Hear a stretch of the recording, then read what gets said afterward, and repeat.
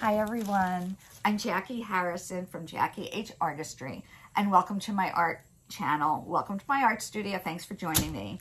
Today I'm going to talk about resin coating. There are certain things that you need to know. First of all, not everybody loves resin coatings. It leaves an absolutely gorgeous, shiny, beautiful glass-like finish. I resin almost everything I paint on, whether it's wood or glass or tile or canvas, just because I love the look. The only thing I don't really resin, if I'm making a huge painting, I don't resin for two reasons. One, A, it's really expensive, and B, there are just too many things that can go wrong on a large painting, and I wouldn't want to have to re-resin it because of the first reason. It's very expensive. And usually large paintings are way up on a wall and you're not going to be that close to it. So let me just show you the difference between a resin coating and a not resin coating. This one isn't coated. It's got a little bit of a sheen to it. This one is resin coated. Resin makes your colors pop. It just gives it a beautiful, beautiful finish if you want a shiny finish. Okay. However, resin or varnish, you should take certain precautions to protect yourself because they are chemicals. There's no question about it. So I want to show you some of the things that I use to keep me as safe as possible. First of all, they say you're supposed to do it in a very well ventilated area. I have no very well ventilated area. I started out resining in my garage with the garage door open, and all I found was that you can only do it certain times a year because if it's too humid, it's going to affect the drying time. If it's too cold, besides the fact you don't want to be out there, it's going to affect the drying time. And lots of dust in the air, pollen in the air, bugs. I can't tell you how many bugs were immortalized in some of my earlier paintings. So my art studio is in my basement, no windows. So what do I do here? First thing, you have to have an air purifier. Especially, you should have one anyway, even if you're in a well-ventilated area, but have a good air purifier if you're not. That's really, really important. Don't aim it towards you because you don't want the air that's moving, because it does emit a little bit of a breeze from it, moving anything on your painting. Try to have your area as clean as possible because, hey, dust happens and dust can ruin your painting. Okay, that's the first thing you need. The second thing you need, or I use anyway, you have to have a mask on. Yeah, you can use those COVID masks. Maybe that will help somewhat. But I use a respirator mask. I'm not going to put it on right now, but I look like a Martian. But it helps. It makes me feel safe. It comes with disposable filters. You can use the filter several times, but you do need to change them periodically. Because my hair is really curly. Normally I have it down. And I don't brush it every day, because if I'm having a good hair day, when I wake up in the morning, I'm leaving it. Frequently, I will have aberrant hairs just floating out of my head. You don't want one of those hairs landing in your resin. Frequently, you don't see it when the resin is wet, but it will leave a little snake-like trail of like little bubbles. You can always tell that that's a hair because it's they're in a row, in a squiggly row frequently because my hair is curly. And you're going to see it when you dry, and it'll ruin the finish. You have to sand off, and it's very hard to sand off because the hair sinks. So it will end up being very close to your painting, and you don't want to ruin the painting that you love. So, precaution. I wear a shower cap. Don't I look beautiful? I look even better when I have my mask on too. You can see. If someone doesn't like you, they can take a picture of you, post it on Facebook and say, doesn't she look beautiful? Anyway, safety first, always. Always use gloves. I think you're ready to resin. You love your painting. This is one that I resined early on. You want to make sure your surface is taut, because resin is self-leveling and it is going to smooth into the lowest level, and it's heavy. So if you have any give to your canvas, you want to tighten it up before you start your resin project. This is how I did mine. First of all, I don't know if you can see this. This is taped all around here, which I did. This is already resined, but I just want to show you. There are lots of bumps here because resin will drip off the sides. Once I'm finished with the resin process, I just pull off the tape and I've got a beautiful clean surface. But this one was a problem because it was a very inexpensive canvas. So I sprayed the back of my canvas. I did that even before I painted to make sure it was taut. It's going to be a hard, straight surface. And then you make sure that you make sure it's leveled. The other thing is you always, again, the reason why I always use these push pins, you want to raise it up, because once you want the resin, any drips that are going to occur, you want to be able to scrape them off on the bottom, because resin that's dripping off will pull the resin from the top of your surface. So you're ready to resin. Your painting is clean. You want to wipe it, clean it off. I just use, some people will use soap and water on it. I just take some alcohol on a cloth, clean it up, and not too wet, clean it up, and then take a dry cloth and make sure that the alcohol, which will dry too very quickly because it dissipates, but I just make sure that the surface is dry, because moisture on your canvas can affect the way your surface dries. You've done all that, everything. You're ready to start. So right now I'm using KS resin. I've used multiple resins. I don't know that one is better than the other. What I look for in a resin is that I look at the drying time. I want to make sure my resin, my coating resin, is not deep set resin. Deep set resin, if you want to have your filling in a mold, is deep set resin. This is just surface resin. They always come in two components. They come in a hardener and they come in a resin, 2 bottles. So you want to go online to whatever resin you're using and see what it says. Now, the KS resin is 1:1. And so that means if I need 5 ounces of resin to do a 12 by 12 canvas, it's 2.5 ounces of hardener and 2.5 ounces of resin. I use the linear measurement, not weight, because one of the parts is much heavier and much thicker than the other part. So you want equal parts, and it's really important. If you're off by a lot, or even maybe a little, it's not gonna set well.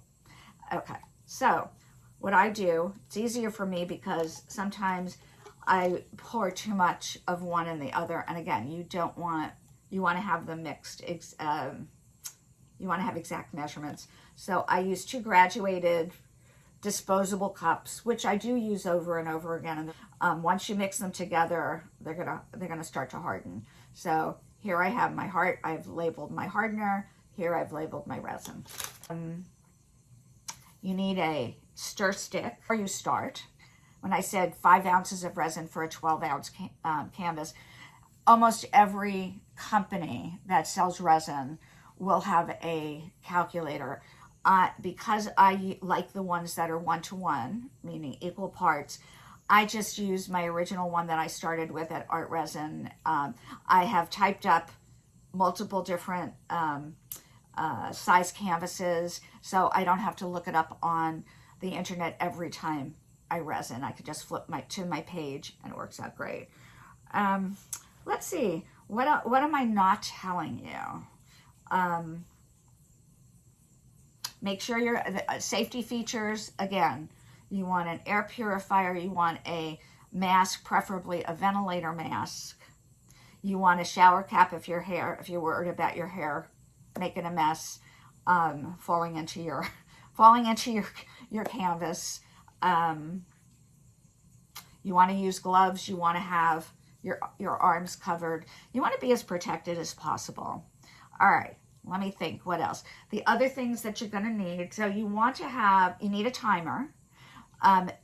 KS Resin has for the type of resin that I'm mixing, it has a 4-minute mix time, and you don't want to fluctuate from it. Yeah, a few seconds here or there, it's not going to make a difference, but you don't want to under mix and you don't want to over mix. So you're ready to resin. You're ready to pour your resin. The other thing that you're going to need, you are still going to need a stick, and I'll explain why afterwards. You're also going to need a torch. Some people use a heat gun. I've been told that the heat gun gets so much hotter than a torch and can actually scorch the resin. I've always used a torch. And the reason why you need a torch or whatever you're going to use is the chemical reaction that happens when you mix your resin and your hardener together are tons of air bubbles.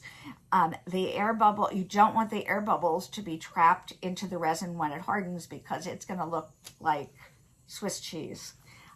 So the goal is you need to pop as many air bubbles as you can, and you're going to do it over and over again. And I'm going to show you when I actually start to do to resin what I'm doing. I think we're ready.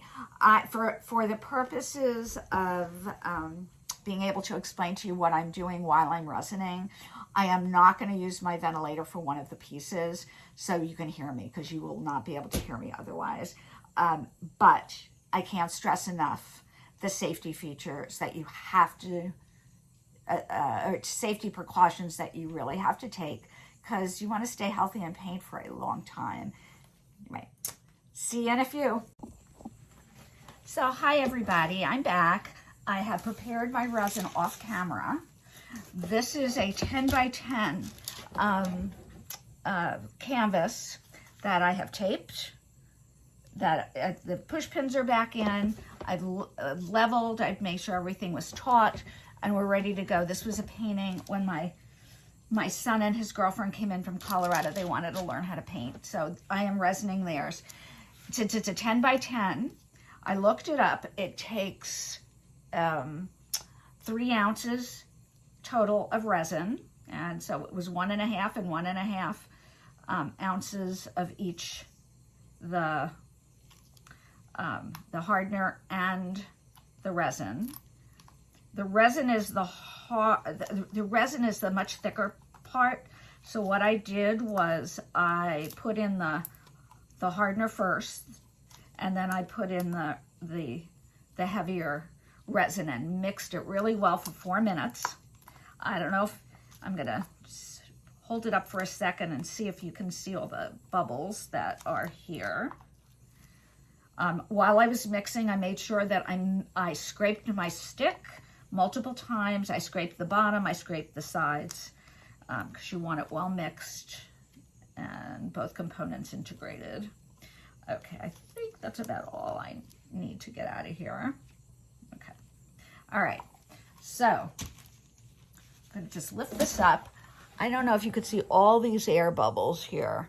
That's normal when you're dealing with resin. So that's why you need a torch. All right, so I'm gonna you can use a stick, a spatula, whatever you wanna do. I tend to use my hands. To me, I feel like it has a better surface protection. Wanna make sure, before I ended up doing the whole thing, I would just wanna make sure that the sides and the edges have a good coating. I probably should have put, instead of putting the resin all the way down in the middle at first, I should have probably put it around the edges and then moved it towards the center. But like most everything else, I kind of do things ass backwards. All right, moving this over here. And once I'm done, I'm gonna then torch. And I will go on to show you how I do that momentarily. The side has to get more resin on it. Now I have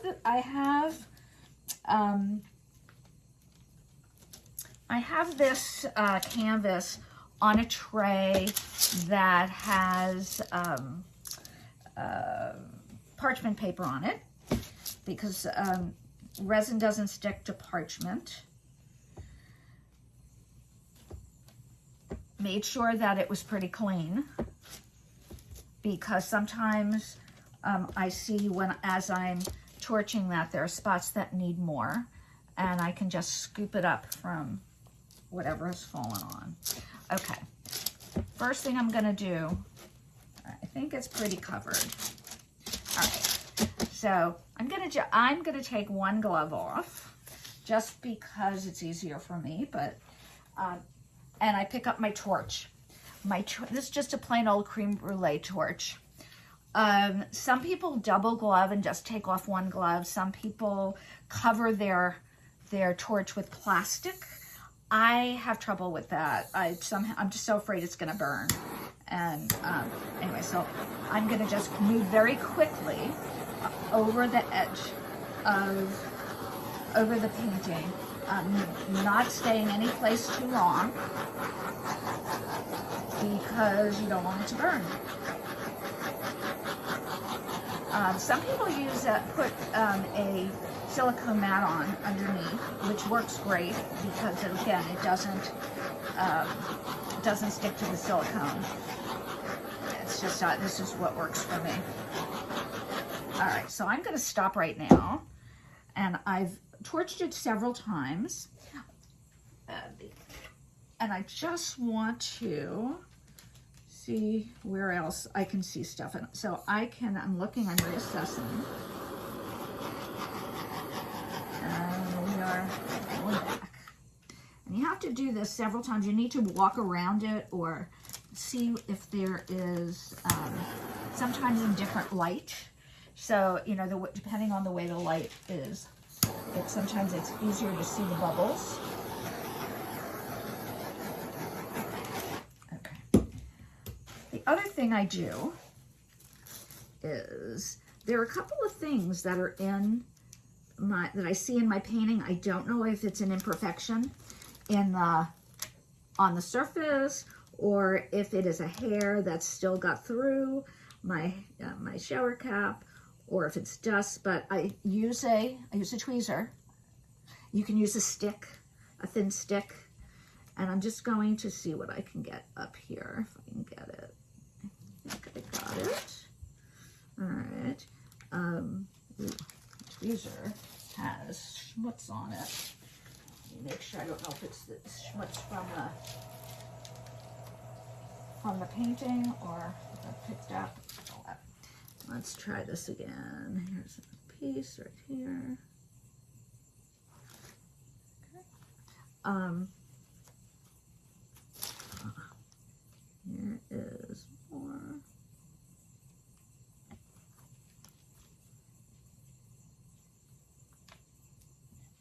Okay. Let me see if there's anything else. I still see a lot of air bubbles now that I'm very close to the resin surface. Ah, that was a hair.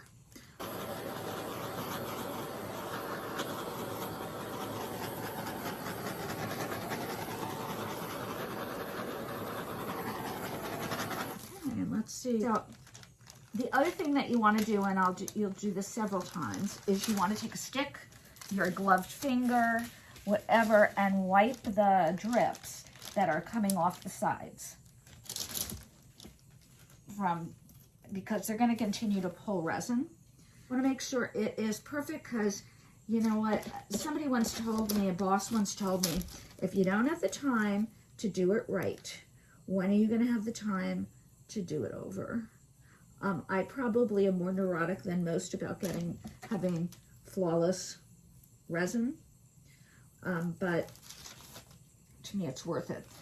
Not only because of my time to have to redo it, but also because it's expensive. Resin is not cheap. It's a lot cheaper to do a spray varnish or a paint-on varnish. I am done.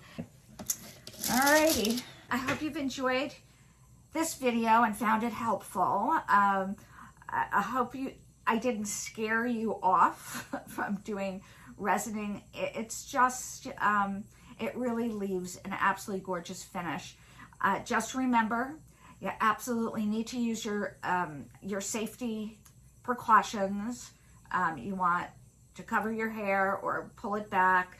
You want to have a mask, preferably a ventilator mask. You want to have a air purifier going. You want a glove. You want to have covered your skin. You want to make sure that you have a torch, a good torch, to get the air bubbles. You want to measure correctly, following the manufacturer's recommendations. You want to make sure you have a tweezer handy. You want to make sure you either, you remember to wipe the edges with either your gloved finger, a little stick, a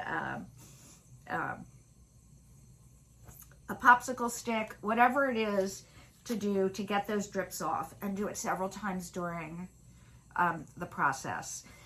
Any questions or comments, feel free to leave a message below, and I will make sure I answer them. Have a great day, everybody. Bye.